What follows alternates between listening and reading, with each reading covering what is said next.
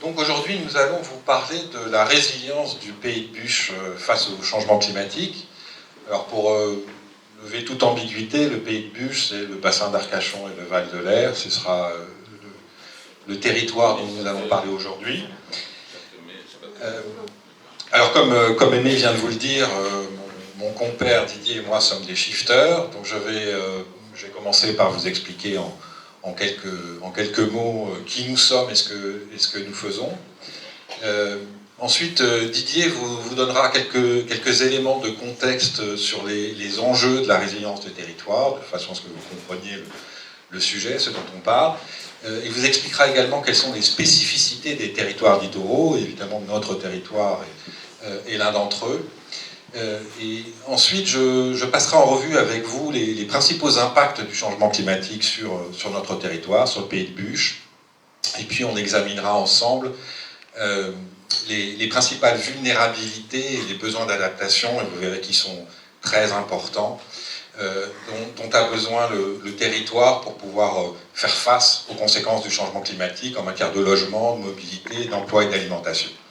Et puis nous conclurons et nous aurons enfin à peu près 30 minutes pour échanger. Et si vous avez des questions, bien sûr, nous y répondrons avec plaisir. Alors pour commencer, le Shift Project. Alors le Shift Project, c'est un centre de recherche et de réflexion, un think tank, comme on dit en bon français, qui a été créé par Jean-Marc Jancovici, qui est un membre du Haut Conseil pour le climat. Et ce think tank, en fait, se concentre sur les problématiques de climat et d'énergie, de décarbonation, comme on dit. C'est une association d'intérêt général qui a pour mission d'éclairer et d'influencer le débat sur la transition énergétique. Alors, éclairer, concrètement, ça se fait par la publication d'analyses aussi robustes que possible, chiffrées, sur les différents aspects de la transition énergétique. Et c'est une vision un peu particulière qui repose, enfin un peu unique, un peu singulière, qui repose sur une vision physique de l'économie et des activités humaines. C'est-à-dire qu'on s'intéresse plus à ce qui se mesure en tonnes, en kilomètres carrés, plutôt qu'en euros ou en dollars. Et puis influencer, ça veut dire concrètement propager les résultats de ces analyses, mener des campagnes de communication auprès de décideurs privés, chefs d'entreprise ou publics, élus par exemple. Et c'est bien sûr organiser différents événements, des conférences comme celle d'aujourd'hui, et nouer des partenariats avec le monde académique. Concrètement, le Shift Project, c'est une petite équipe, c'est un peu plus d'une vingtaine de salariés. Ce sont des chercheurs, pour l'essentiel, des analystes, qui publient des rapports et des publications sur des thèmes liés à la transition énergétique. Ce sont des rapports et des publications qui sont disponibles pour tous, qui sont bien sûr gratuites. Et puis les shifters, donc Didier et moi sommes des shifters. C'est une association distincte, également déclarée d'intérêt général. C'est une association de bénévoles. Nous comptons à peu près 20 000 shifters et shifteuses en France et dans les pays limitrophes. Et les shifters sont des gens qui rejoignent l'association pour s'informer, se former sur les questions de climat et d'énergie. Nous sommes présents, donc, comme je le disais, un peu partout en France et dans les pays limitrophes, et en particulier en Nouvelle-Aquitaine. Nous avons six groupes un peu développés, Charente-Maritime, Deux-Sèvres, Bordeaux, Limoges, Pau et Pays Basque Sudland, auxquels Didier collabore. Et chez nous, vous trouverez des formations, des conférences comme celle d'aujourd'hui, mais également des conférences pour toutes sortes de publics, des élus, des lycéens, des chefs d'entreprise. On a également des cercles thématiques de réflexion, des fresques, des ateliers et plein d'autres choses. Si vous voulez en savoir plus, bien sûr, vous pourrez aller jeter un œil sur notre site. Donc je vais passer la parole à Didier, qui va donc vous donner des éléments de contexte. Bonjour à toutes et à tous. Donc nous allons commencer par parler des contextes et enjeux de la résilience des territoires. Dans le titre, déjà, il y a une expression qui méritera d'être explicitée après. C'est la notion de résilience des territoires. La résilience, tout le monde en a entendu parler, mais la résilience des territoires a évidemment une connotation bien particulière.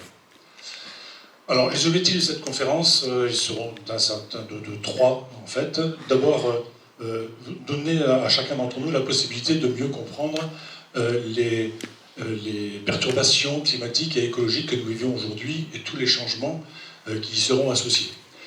Ça, c'est le premier point. Le deuxième point, ça sera ensuite à partir des risques et des vulnérabilités que nous décèlerons dans chacun des territoires, eh bien, ce sera d'essayer de disposer de repères pour pouvoir ensuite enclencher des plans d'action qui sont à la fois pertinents, cohérents et surtout efficaces au niveau des territoires.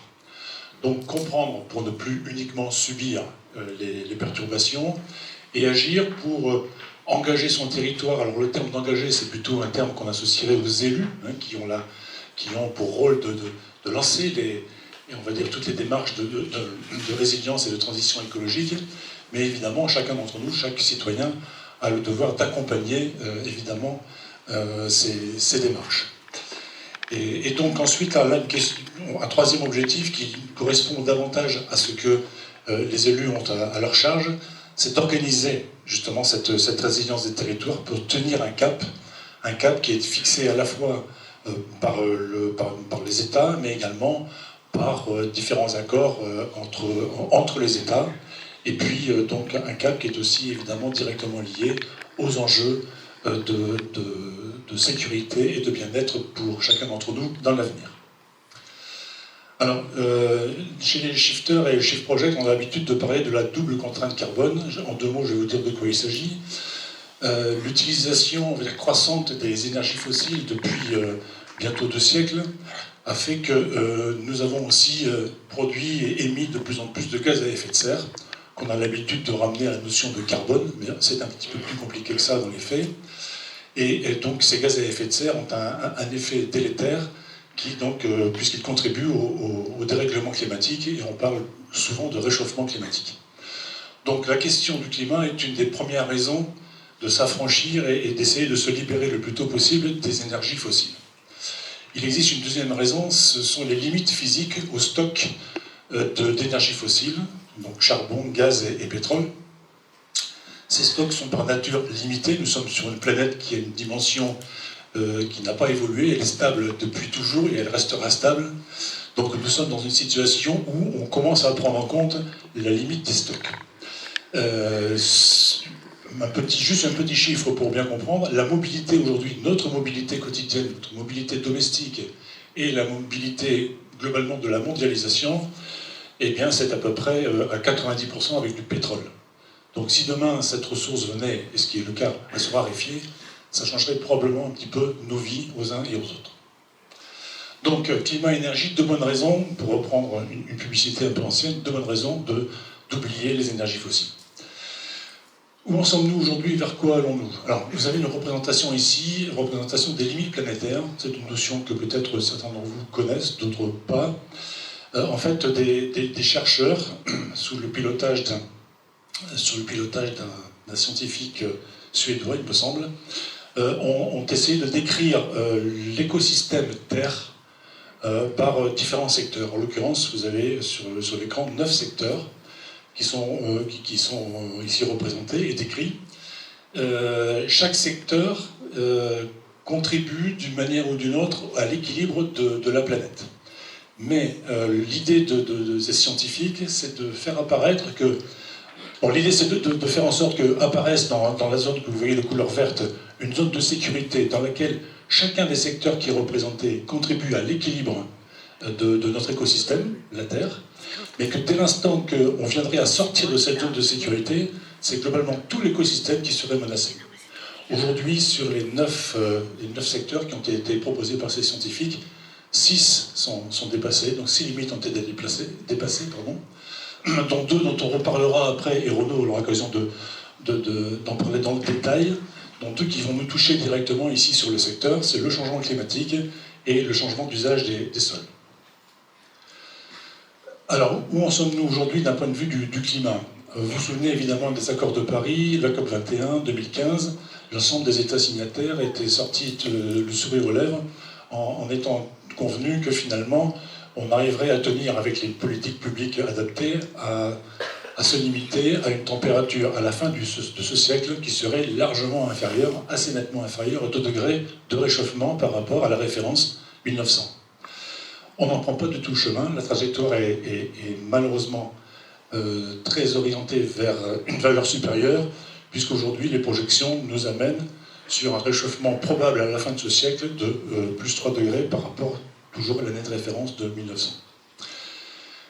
C'est quelque chose qui peut avoir des conséquences et qui aura des conséquences dramatiques. La disparition quasi totale des récifs coralliens, quand on sait que les récifs coralliens sont à l'origine de la chaîne alimentaire marine, vous imaginez toutes les conséquences que ça peut avoir. Ensuite, des territoires fortement peuplés qui seront rendus totalement inhabitables. C'est déjà le cas aujourd'hui. Des régions du monde aujourd'hui sont soit inhabitables, soit difficilement habitables à certaines périodes de l'année. Et puis, progressivement, un dépérissement des forêts, avec la transformation progressive de l'Amazonie en savane. En France, maintenant, sommes-nous meilleurs que la moyenne mondiale? Alors, la France est une région qui est touchée un peu différemment que l'ensemble des autres pays du monde. L'Europe occidentale subit un réchauffement climatique qui est supérieur à la moyenne. Ça n'est pas parce qu'on est plus mauvais que les autres en matière d'émissions de carbone, c'est simplement parce que la situation géographique, les courants marins, les courants aériens font que... voilà, le constat que l'on fait, c'est que nous sommes sur une évolution de la température qui est non pas de 1,1 à 1,2 degrés, qui est la moyenne mondiale, mais plus près des 1,7 degrés. Le problème, c'est que l'ensemble des plans climat de nos collectivités territoriales, qui sont des obligations, donc maintenant pour chacune de ces collectivités, l'ensemble des plans climat, si on les met bout à bout et qu'on fait le bilan, on n'atteint pas les objectifs qui sont fixés par la stratégie nationale bas carbone. Ça veut dire qu'en 2050, on ira vers une valeur qui sera certainement supérieure à celle que l'on devrait atteindre pour respecter les engagements des États. Si on traduit ça en conséquence chez nous, c'est globalement un manque d'eau. Ici, on chiffre ça à 2 milliards de mètres cubes de manque d'eau si la demande reste stable, c'est-à-dire si on n'est pas plus sobre qu'aujourd'hui en matière de consommation. C'est aussi des forêts métropolitaines qui seront soumises à un risque d'incendie plus élevé. Entre 2050 et 2100, la forêt de Fontainebleau sera à peu près aussi vulnérable aux incendies que les forêts du Sud actuellement. Ce sont des pics de chaleur de plus de 50 degrés en ville, et ce sont des précipitations plus intenses et des inondations plus fréquentes, des choses que l'on connaît déjà aujourd'hui, et dont on a vu encore des images dramatiques il n'y a pas très longtemps. Alors on va maintenant revenir à la notion de résilience très rapidement. La résilience est un terme qu'on utilise un petit peu à toutes les sauces, que ce soit la psychologie, le social, la mécanique et autres. On va donc nous se concentrer sur la résilience des territoires et voir quelle définition on peut lui donner. Le Shift Project propose cette définition, je vais vous la lire. Capacité à assurer le bien-être et la sécurité de sa population, quels que soient les chocs ou les stress, en s'appuyant sur ces derniers pour réduire sa vulnérabilité sur le temps long. Vous avez en horizontal une échelle de temps et en verticale ce qu'on pourrait appeler la soutenabilité, la stabilité du territoire. Intervient une perturbation qui est représentée par le rectangle vert, qui est une espèce de bande verticale. Et là, vous avez deux cas de figure. Vous avez le premier cas de figure du territoire qui, ici, subit un événement et qui ne s'est pas préparé parce qu'il n'a pas évalué les risques et parce qu'il n'a pas réagi en fait au risque en question, au risque qui se présente. Le territoire en question va subir très rapidement le choc, va devoir le gérer sa crise et progressivement retrouver, on va dire, son état initial en ayant subi évidemment quelques dégâts internes pour arriver finalement à une sortie de crise qui va se trouver, qui va le ramener à une situation plus fragile que l'état antérieur, que l'état de départ.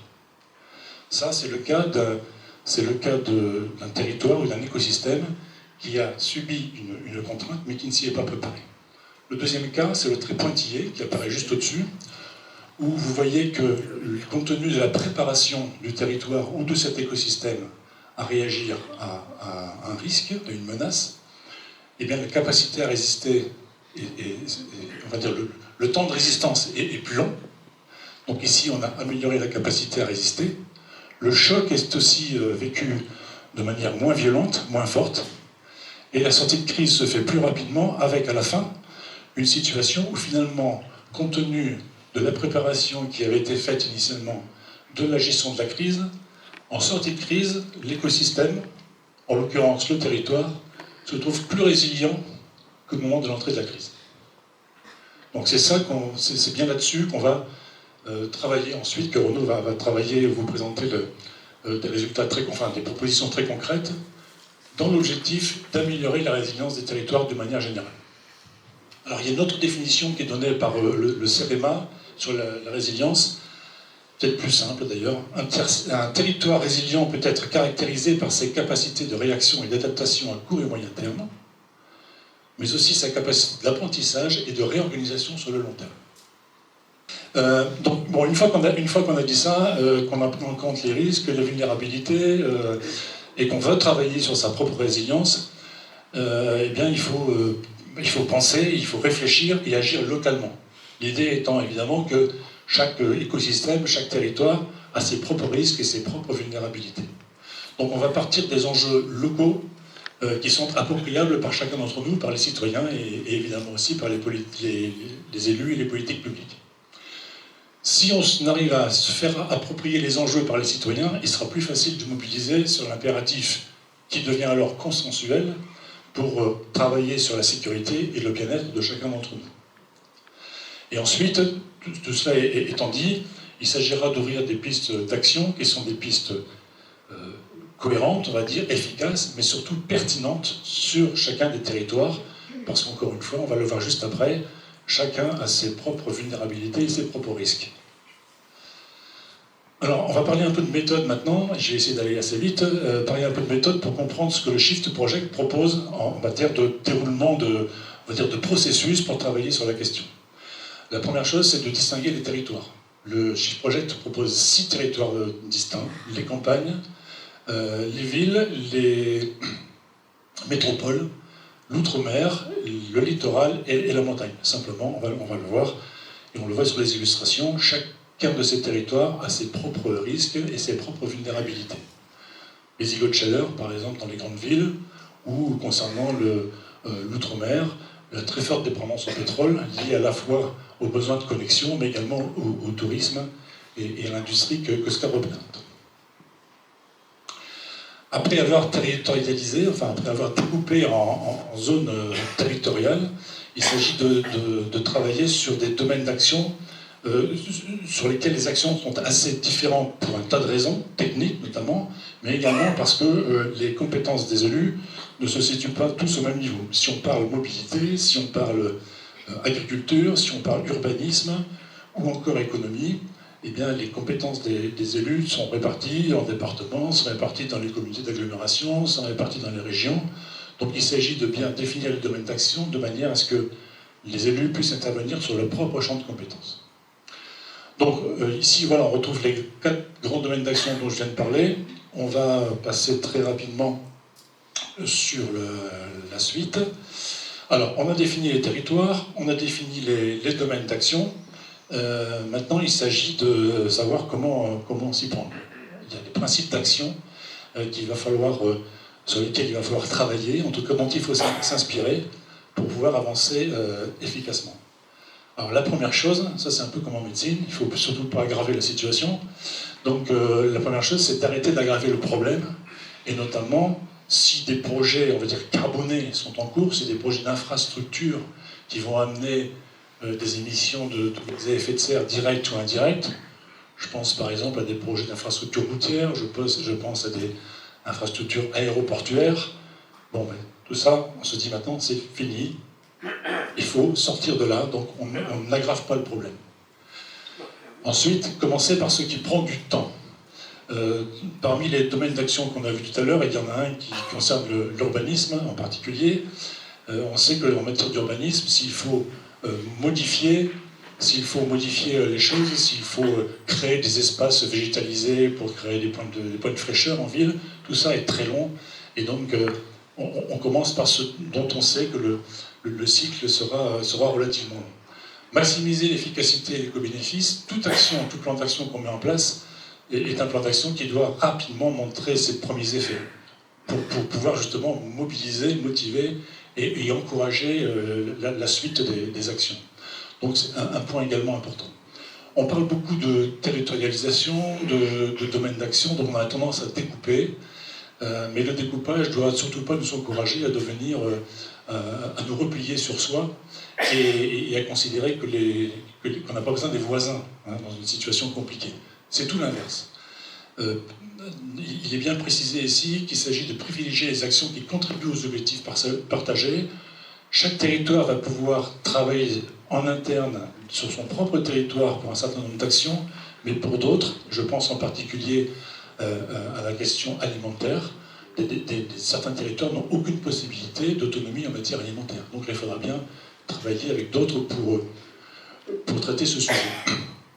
Et le dernier point, prendre appui sur les crises, à la fois sur l'expérience des autres, sur sa propre expérience, mais également saisir l'opportunité des crises pour faire admettre globalement, pour qu'on puisse admettre tous ensemble, collectivement, élus et citoyens, qu'il y a urgence à changer nos comportements. Voilà, donc rapidement, et avant de passer aux détails avec Renaud, la spécificité des territoires littoraux. On va passer sur tous ces chiffres-là, simplement quelques petites choses assez significatives. Le fait que, par exemple, 10% de la population métropolitaine se trouve sur 4% du territoire. C'est un indicateur intéressant en matière de densité de population qui, évidemment, va avoir des conséquences sur la suite. Donc les territoires littoraux sont surtout caractérisés par une forte activité résidentielle et touristique, on peut le comprendre. En revanche, une grande vulnérabilité au changement climatique, on va le voir juste après. Et puis pour le tourisme en particulier, qui est quand même évidemment une activité importante sur le secteur, une forte dépendance aux énergies fossiles. Donc tout à l'heure, je parlais de mobilité, avec tout ce que ça pouvait comporter comme vulnérabilité. Je crois que là, nous sommes en plein dedans. La vulnérabilité des littoraux par rapport au réchauffement climatique, bien sûr, concernant les aléas marins, et se traduit par les chiffres que vous avez sur la gauche, avec un bilan de l'élévation du niveau de la mer moyen depuis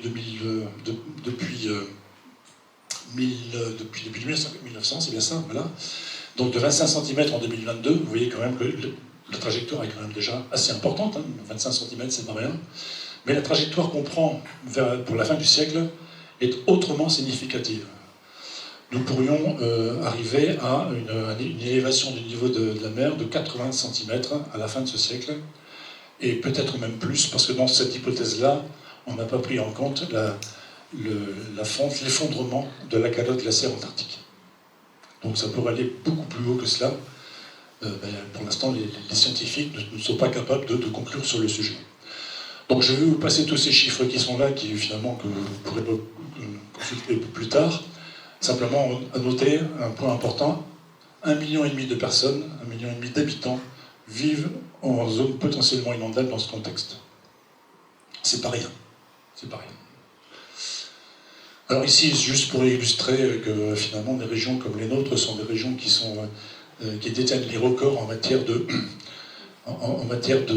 consommation d'espace naturel, d'espace agricole et forestier. Vous voyez que les régions qui ont le plus consommé de surface sur les dernières décennies, eh c'est le littoral atlantique, on va dire, sud, atlantico-ouest, et puis également le bassin, enfin le littoral méditerranéen. Le foncier est sous pression, un peu partout sur tous les littoraux. Bruno vous en parlera tout à l'heure. Je vais m'attarder sur deux choses ici principalement. Résister à l'étalement urbain. Il faut absolument, de ce point de vue-là, qu'il y ait consensus sur un certain nombre de dispositions à prendre pour résister à cet étalement urbain qui s'est manifesté ces dernières décennies. Et puis également travailler sur un point qui est finalement une des conséquences de l'attractivité des littoraux, c'est que les actifs, ceux qui travaillent sur place, qui viennent de manière permanente ou de manière saisonnière, ont évidemment des difficultés à se loger. C'est pas propre à la région, c'est les littoraux en général. Les espaces naturels, agricoles et forestiers à préserver, mais ça c'est une évidence. Revenons rapidement sur le modèle économique de ces régions. Le modèle économique du littoral, c'est principalement une activité de tourisme. mais qui a un gros défaut, cette activité de tourisme, c'est qu'elle est fortement émissive de gaz à effet de serre, puisque ça représente 11% des émissions nationales. 11%, et de ces 11%, 77%, c'est uniquement lié au transport, c'est-à-dire le voyageur qui part de chez lui et qui vient dans la région. Donc cette économie, elle est évidemment à réinventer, ou en tout cas à transformer. Alors je vais passer sur la pêche et puis sur les énergies marines, ce n'est pas vraiment, peut-être pas le sujet le plus important ici, mais inventer un tourisme balnéaire plus durable fait effectivement partie des problématiques générales dans les régions touristiques.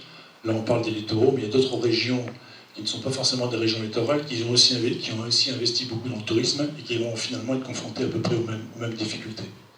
Donc il s'agit là de réinventer et de trouver des solutions qui soient plus compatibles avec un avenir durable pour nous et pour nos enfants. Voilà. Donc l'idée maintenant, c'est de retravailler et d'accompagner peut-être ou de soutenir les politiques publiques, dans la mesure, bien sûr, où celles-ci sont pertinentes par rapport aux enjeux, avec, pour ce qui est des politiques publiques, une réorientation des investissements vers les zones qui sont moins exposées. C'est fini les constructions, évidemment, trop près du bord de mer, compte tenu de l'érosion. Également, alors, chose très importante, c'est que chaque collectivité dispose d'un plan de protection, de gestion des crises. Tous ces plans-là sont à revoir, puisque les hypothèses de travail sont complètement bouleversées depuis un certain nombre d'années. Et puis, saisir la crise comme une opportunité de se transformer, ça c'est, je veux dire, le retour d'expérience dont j'ai parlé tout à l'heure. Merci Didier. Je vous propose donc maintenant de voir la façon dont ce que Didier vient de nous expliquer s'applique de façon concrète sur notre territoire. Je voudrais commencer par cette carte qui vous est évidemment très familière. Et vous parlez de submersion marine. Alors je vais faire vite puisque je comprends que vous avez eu un exposé étendu sur la question assez récemment. Le BRGM, le Bureau de recherche géologique et minière, procède à des projections de submersion et voilà de façon graphique le résultat de leurs projections. On voit que cette submersion ne fait pas vraiment de quartier, tout le pourtour du bassin est exposé à ces risques, ainsi que l'îlot d'Oiseau ou le Pont d'Arguin. Alors, c'est en fait ce que nous dit Météo France, c'est ce que nous disent les modèles de Météo France. Ça bouge plus. Donc si on regarde l'élévation du niveau moyen de la mer, on peut voir sur le graphique que dans cette partie de la côte atlantique, l'océan pourrait s'élever jusqu'à 79 cm à la fin du siècle. Alors bon, 2100, c'est dans longtemps, c'est un petit peu abstrait, ça n'existe pas d'une certaine manière, mais évidemment, il s'agit d'une tendance, et on peut voir que dès 2030, on parle d'une élévation qui pourrait déjà atteindre 18 cm et 33 cm en 2050. Alors, en fait, Météo France recense 6 risques climatiques majeurs pour notre territoire. La submersion côtière, je viens de l'évoquer, mais également des inondations, le retrait-gonflement des argiles, les feux de forêt, bon, je ne vais pas insister là-dessus, les vagues de chaleur et la sécheresse. On n'est pas loin des 7 plaies d'Égypte. Alors en fait, on est même aux 7 plaies d'Égypte, parce que Météo France recense même, identifie même un risque d'îlots de chaleur dans les zones les zones urbaines du territoire les plus denses. Alors, je ne vais pas tous les détailler, mais pour vous donner quand même quelques chiffres en piochant dans les indicateurs de Météo France, par exemple pour les feux de forêt, on peut essayer d'évaluer ça avec le nombre de jours qui présentent des risques significatifs de feux de végétation. On voit qu'on avait à peu près deux jours avec de tels risques sur la période récente, la période de référence. Ça va être multiplié ça pourrait être multiplié jusqu'à 10 d'ici la fin du siècle et déjà multiplié par 4 d'ici la fin de la décennie. Si on regarde, si on essaye de voir un peu les vagues de chaleur, alors il y a plusieurs indicateurs, j'ai retenu les nuits chaudes. C'est pas du tout une promesse d'acrobatie romantique jusqu'au petit matin, c'est vraiment à prendre au sens littéral, c'est le nombre de nuits pendant lesquelles la température excède 20 degrés, donc commence à présenter des risques sanitaires. Hein. On avait 9 nuits par an en moyenne sur la période récente, et on voit la tendance, hein, potentiellement jusqu'à 75 nuits d'ici la fin du siècle, et déjà 34 en 2030. Pour la sécheresse, un indicateur intéressant, c'est le nombre de jours où le sol est complètement sec. C'est un indicateur qui se calcule par saison. Et donc, alors là, je vous ai reporté la saison d'été. On avait 49 jours avec sol sec en moyenne sur la période récente. Ce nombre pourrait monter jusqu'à 80 en 2100.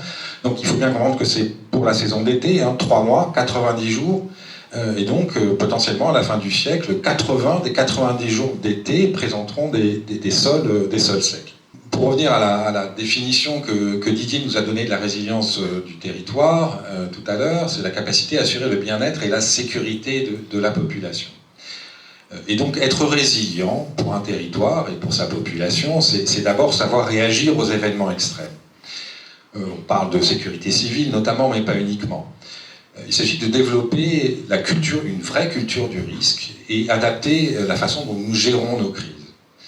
Alors, bien sûr, on se concentre sur les zones les plus sensibles, mais la culture du risque, c'est organiser des exercices de gestion de crise régulièrement avec les citoyens, les acteurs économiques, évidemment, les personnels de sécurité civile, etc. Et c'est également commencer à penser, c'est bien de ça dont il s'agit, commencer à penser la façon dont on peut, par exemple, héberger temporairement des populations qui seraient exposées à des risques, enfin pas des risques, à des risques qui se réalisent, c'est-à-dire à des problèmes majeurs. Alors, on peut par exemple trouver des inspirations un peu autour de nous, dans le pays. On peut regarder du côté de l'agglomération de La Rochelle, par exemple, qui, depuis déjà quelques années, organise chaque année un exercice anti-submersion grandeur nature, qui associe les personnels de sécurité civile, les autorités locales, bien sûr, mais également les professionnels, les chefs d'entreprise et l'ensemble de la population, qui font des espèces de répétitions grandeur nature pour se préparer et apprendre à réagir correctement si des événements de submersion massive devaient advenir. On peut regarder aussi, par exemple, du côté de l'agglomération de Lorient, dans la ville de Groix, qui a mis en place une démarche un peu pédagogique qui s'appelle « Toi aussi surveille ta plage », qui repose sur un petit outil numérique et qui invite les habitants à aller vérifier eux-mêmes l'évolution du trait de côte de façon régulière, à prendre des photos et à les uploader sur cet outil numérique. Et donc c'est une manière pour les habitants de mesurer au quotidien l'évolution des risques de submersion. Alors bon, je vous ai parlé un peu de l'expression de la colère des dieux, si je puis dire, mais qu'en est-il de l'activité des hommes sur notre territoire? Alors le pays de Buch, comme vous le savez sans doute, c'est un peu plus de 160 000 habitants, c'est 17 000 entreprises et un peu plus de 50 000 emplois, et c'est 1,8 million de séjours touristiques en 2023. Cette population, elle a doublé depuis 1981, depuis le début des années 80, et quant à la fréquentation touristique, elle a été multipliée par presque 2,5 en 15 ans, depuis 2007. Et ceci, évidemment, a des conséquences concrètes sur notre territoire, en termes d'artificialisation des sols et en termes d'émissions de gaz à effet de serre. Sur la décennie 2010, nous avons artificialisé presque 1000 hectares supplémentaires, et nous avons émis en 2020 presque 780 000 tonnes d'équivalent CO2 de gaz à effet de serre, ce qui est un peu en recul, mais ne décroît pas aussi vite que ne l'exigent les accords de Paris. Et pour gérer cette réalité humaine et climatique, nous avons, comme vous le savez sans doute, une structure administrative assez complexe, 17 communes, 3 communautés de communes, 2 syndicats intercommunaux, et puis bien sûr une panoplie assez fournie de politiques publiques, un plan climat air énergie, un SCOT, des PLU, et bien sûr à l'échelon municipal, des initiatives et des politiques spécifiques. Alors, bon, vous comprenez bien, et d'ailleurs vous l'expérimentez au quotidien, les défis auxquels nous sommes confrontés ne manquent pas. Nous sommes, comme Didier nous l'a expliqué, dans un contexte de raréfaction des énergies fossiles. Notre territoire est exposé plus que beaucoup d'autres à une multiplicité de risques climatiques, et il nous faut donc gérer une démographie, on peut qualifier quand même de galopante, une activité touristique en pleine expansion, avec donc des impacts en matière d'artificialisation des sols et d'émissions de gaz à effet de serre. Alors, je vais parcourir maintenant avec vous les principales vulnérabilités, la manière dont tout ceci se traduit en matière de vulnérabilité pour notre territoire, en matière de logement, d'emploi, de mobilité, d'alimentation, et également quels sont les axes de résilience, c'est-à-dire quelles sont les grandes adaptations qui sont requises sur notre territoire pour que nous soyons mieux armés et que nous puissions donc affronter les conséquences de changement climatique de façon plus sereine, si je puis dire. Alors, commençons par l'urbanisme et le logement. Donc, comme je viens de le dire, la population a doublé en 40 ans, la fréquentation touristique a explosé.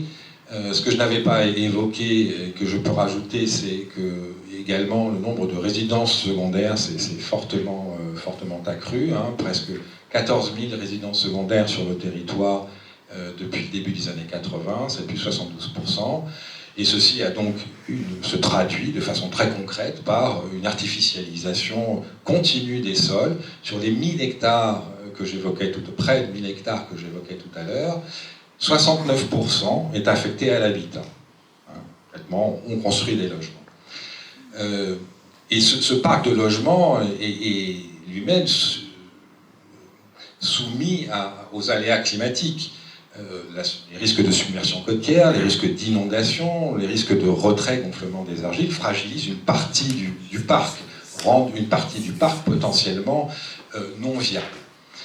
On pourrait dire qu'on a une espèce d'effet tenaille entre une pression continue pour de plus en plus de logements et puis ces risques climatiques qui fragilisent une partie de ce parc.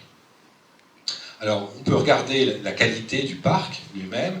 Vous avez un petit graphique qui permet d'évaluer un peu l'âge du parc de logements sur le territoire. Alors à gauche, vous avez les logements construits avant 1919, et puis à droite, en orange, ceux qui ont été construits depuis 2006. Bon, en synthèse, 71% du parc de logements a plus de 20 ans. Et en fait, l'ADEME nous dit que, en gros, 4 logements sur 5 auront besoin d'être rénovés d'ici 2050. Bon, c'est 4/5. Non seulement ça, mais près d'un quart du parc de logement actuel du territoire est identifié comme passoire énergétique. Alors c'est à peu près le niveau de la Gironde, c'est même exactement le niveau de la Gironde, mais c'est quand même largement au-dessus de la moyenne nationale. Bien sûr, les questions de rénovation énergétique, on pense évidemment immédiatement au chauffage, mais c'est aussi avoir des logements bien isolés, c'est aussi une protection contre les vagues de chaleur, par exemple. Ajoutons à cela que 4 résidences principales sur 10 sont chauffées au gaz ou au fioul, ce qui évidemment nous installe, nous conforte dans une dépendance aux énergies fossiles. Et c'est même un problème très aigu pour plus d'un ménage sur 10 qui sont en précarité énergétique sur le territoire, dû au logement, c'est-à-dire qu'ils doivent consacrer plus de 4% de leur budget à leur chauffage. Donc en synthèse, sur cette question d'urbanisme et de logement, les vulnérabilités, donc cet effet tenaille entre une demande continue de nouveaux logements et des risques climatiques qui fragilisent une partie du parc, l'artificialisation des sols, des besoins de rénovation, ce chantier de rénovation quand même très important, cette dépendance aux énergies fossiles sur le chauffage, et puis la précarité énergétique qui touche un nombre non négligeable de ménages. Quels sont les grands axes qui nous permettraient de devenir plus résilients et de répondre à ces vulnérabilités? Alors, résister à l'étalement urbain, comme Didier l'a déjà évoqué, il s'agit autant que faire se peut, arrêter d'aggraver le problème. C'est sans doute également faciliter l'accès au logement pour les actifs du littoral, et c'est accélérer les programmes de rénovation de logements, en particulier pour les ménages les plus vulnérables. Bon, nous ne sommes pas démunis en matière de levier d'action. Évidemment, l'outil un peu massue, ce sont les PLU, les plans locaux d'urbanisme, qui permettent de limiter strictement la manière dont l'urbanisation se déroule. Mais c'est également engager des politiques de désimperméabilisation des sols et de renaturation. C'est essayer de mettre assez systématiquement en débat avec les citoyens les projets d'aménagement et d'infrastructure, en mettant dans la balance les bénéfices pour les habitants et les coûts écologiques. Et puis c'est commencer à réfléchir, sans trop attendre, à ce à quoi devra ressembler le territoire dans les prochaines décennies, sous des hypothèses de réchauffement climatique au-dessus des hypothèses qu'on utilisait jusqu'à présent, c'est-à-dire avec des réchauffements supérieurs à 2 degrés. Il faut sans doute continuer à accélérer l'utilisation de la réglementation pour réorienter l'utilisation du parc de logement du touristique vers du logement de longue durée. Et puis on peut également réfléchir à l'utilisation nouvelle de bâtiments qui existent déjà. Quelques illustrations, par exemple, si on regarde du côté de l'Ille-et-Vilaine, à Dinard, le lycée hôtelier transforme son internat pendant l'été en résidence pour accueillir les saisonniers, ce qui permet de créer des hébergements, enfin des logements sans bétonner davantage.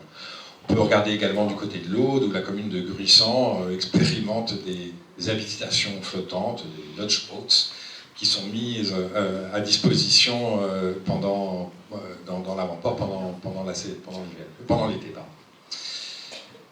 Parlons un peu d'économie locale et d'emploi maintenant.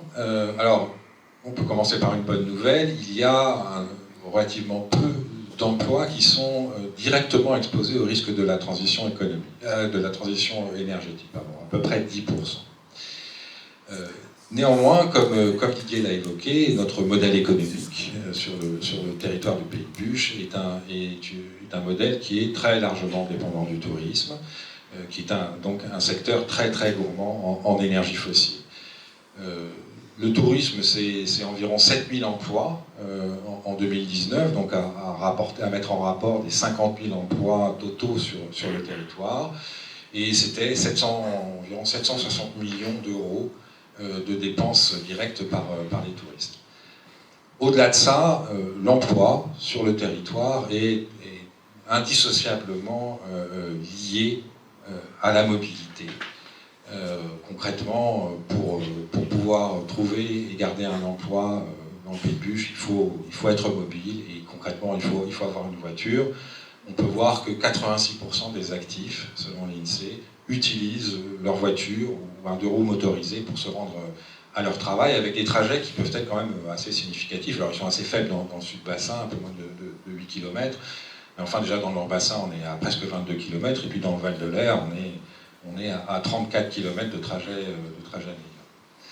Donc en synthèse, les vulnérabilités que je viens d'évoquer, des risques relativement faibles liés à la transition énergétique, mais encore une fois une dépendance aux énergies fossiles pour la mobilité, une source qui peut être une source de précarité, et une dépendance au tourisme.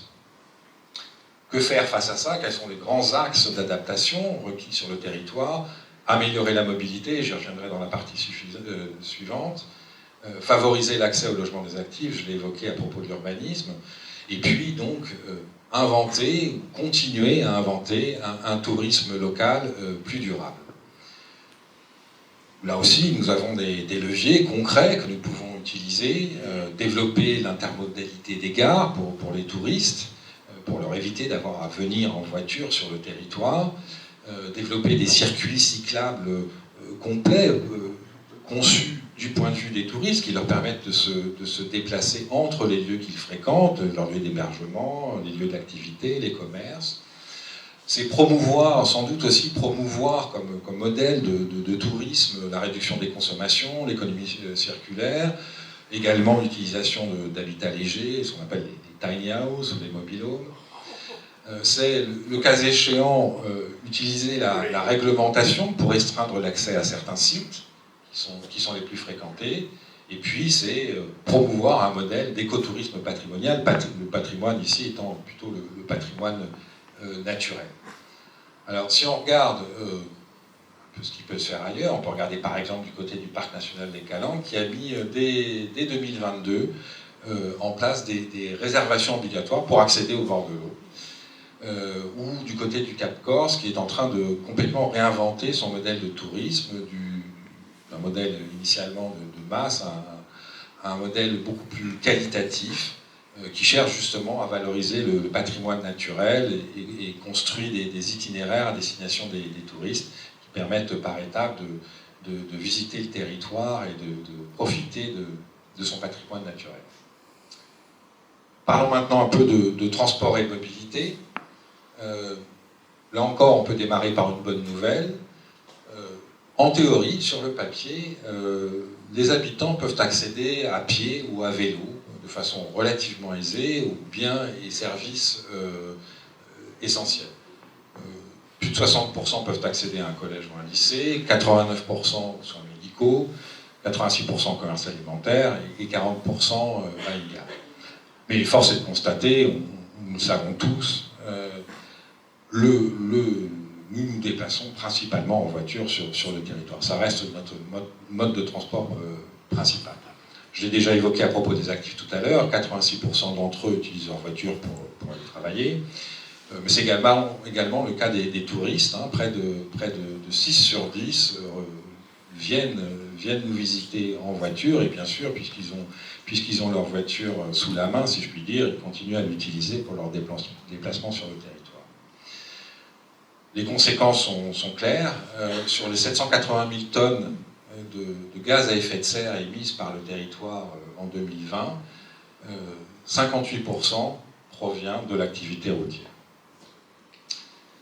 Alors évidemment, cela provient largement du fait que le parc national et le parc local de véhicules est très très marginalement électrifié, 2%, bon, c'est à peu près ce qu'on trouve sur l'ensemble du département et puis dans le pays, mais enfin bon, ça reste absolument négligeable. Et donc bien sûr, c'est encore une fois une zone de dépendance aux énergies fossiles, et puis c'est là aussi une source de précarité, puisque près de 1 ménage sur 7 est en situation de précarité énergétique liée à la mobilité, c'est-à-dire qu'ils doivent dépenser plus de 8% de leur budget au carburant. Il faut enfin noter le fait que la population du territoire vieillit. Les plus de 60 ans représentaient un quart de la population en 2010. 10 ans, un peu plus de 10 ans après, cette proportion est déjà montée à 35%. Et bien sûr, tout cela fait de la mobilité l'un des cœurs de la résilience du pays, de l'UCHE. Petite synthèse encore des vulnérabilités, donc la dépendance aux énergies fossiles, encore, qui est une source de précarité pour un nombre important de ménages, des émissions de gaz à effet de serre et une population vieillissante, moins autonome, qui est évidemment encore plus sensible aux questions de mobilité. Quels sont les grands axes d'adaptation face à ces vulnérabilités? Le développement du vélo, encore plus que ça n'est déjà engagé, favoriser l'accès aux véhicules électriques autant que possible, et puis plus largement, au-delà de l'électrique, promouvoir les trajets bas carbone vers les centres-villes, et enfin, je l'ai évoqué dans le chapitre précédent, essayer de promouvoir des pratiques touristiques plus durables. Quels sont les leviers d'action dont nous disposons collectivement? Poursuivre le développement du réseau cyclable sécurisé, mais également promouvoir le vélo dès le plus jeune âge, pas uniquement comme une activité de loisir, mais comme un mode de transport à part entière, développer des offres de location de véhicules électriques, développer l'intermodalité des gares, je l'ai évoqué à propos des touristes, mais bien sûr ça concerne en premier lieu les habitants du territoire, et puis continuer à promouvoir les plans de covoiturage et de transport à la demande. On peut regarder encore du côté de La Rochelle, qui a engagé il y a quelques années, qui a mis en place il y a quelques années un service de location 24/24, une gamme assez large de véhicules électriques, de micro-citadines à des choses déjà plus importantes, des berlines familiales ou des utilitaires. ou alors une initiative à la fois pratique et pédagogique, engagée dans un village du Bas-Rhin, qui a réhabilité des chemins communaux pour permettre aux écoliers et aux collégiens de rejoindre leurs établissements à pied ou à vélo, en toute sécurité bien sûr, et tout ça sans rebétonner de nouvelles pistes cyclables. Pour finir, quelques mots sur le plus important, la bouffe si je puis dire, l'agriculture et l'alimentation. Alors on démarre encore par une bonne nouvelle, au moins sur le papier, avec les surfaces allouées à la production aujourd'hui, le territoire pourrait couvrir la totalité des besoins en fruits et légumes de la population. Mais néanmoins, si on regarde la consommation alimentaire totale du territoire, nos capacités de production locale ne peuvent pas excéder 10% de ces besoins. Alors on pourrait améliorer un peu ça, on pourrait monter à 17% en diversifiant cette production agricole, on pourrait monter à 25% en réduisant notre consommation de viande. Bon, néanmoins, même à 25%, nous sommes dépendants d'approvisionnement de l'extérieur du territoire, c'est-à-dire de camions et donc d'énergie fossile. Cette fragilité de notre modèle alimentaire est accrue par plusieurs risques. Des risques sociaux d'abord. Si on regarde l'évolution des emplois agricoles, on peut s'apercevoir qu'ils se sont réduits d'un peu plus de 2% en 10 ans. Alors c'est pas dramatique, mais enfin c'est à mettre en regard de l'ensemble des emplois sur le territoire qui, eux, ont augmenté de 21%. Mais surtout, le nombre d'exploitants agricoles s'est effondré, un tiers de moins 30%, et sur les exploitants restants, un tiers à plus de 55 ans. À ces risques sociaux, il y a également des risques de nature économique, je dirais, qui sont liés à notre dépendance au tourisme, les pics de fréquentation, la forte saisonnalité de notre modèle touristique ajoute un stress à notre modèle alimentaire, puisqu'il faut nourrir une population démultipliée pendant quelques mois de l'année. Des aléas climatiques, bien sûr, la sécheresse, les vagues de chaleur qui compliquent les conditions d'exploitation en plaçant la végétation et les animaux d'élevage dans des situations assez extrêmes. Et enfin, il faut bien sûr citer la concurrence sur l'utilisation de nos sols entre l'agriculture et l'habitat. Résumé de nos vulnérabilités en matière d'agriculture et d'alimentation, la dépendance des énergies fossiles, encore une fois, les risques sociaux, les aléas climatiques, des risques liés à notre modèle touristique très saisonnier, et enfin la concurrence sur l'utilisation des sols. Les axes d'adaptation pour faire face à ces vulnérabilités, diversifier la production locale, préserver coûte que coûte les espaces agricoles, naturels et forestiers, essayer de développer l'emploi agricole, assurer le renouvellement générationnel et également inciter à la réduction de la consommation de viande. En termes de levier d'action, la commande publique, l'utilisation de la commande publique est un levier actionnable intéressant qui permettrait de réorienter la production locale vers plus de diversification. C'est préserver et restaurer les zones humides qui sont bien sûr une source de biodiversité, permettent de stocker du carbone et présentent également et constituent des défenses contre les risques de submersion et d'inondation. C'est adapter notre gestion des forêts, nos pratiques sylvicoles. C'est un sujet dont on a beaucoup parlé après les événements de 2022. Et puis également développer et promouvoir les circuits courts ou les AMAP. Il y en a, je crois, 7 aujourd'hui sur le territoire.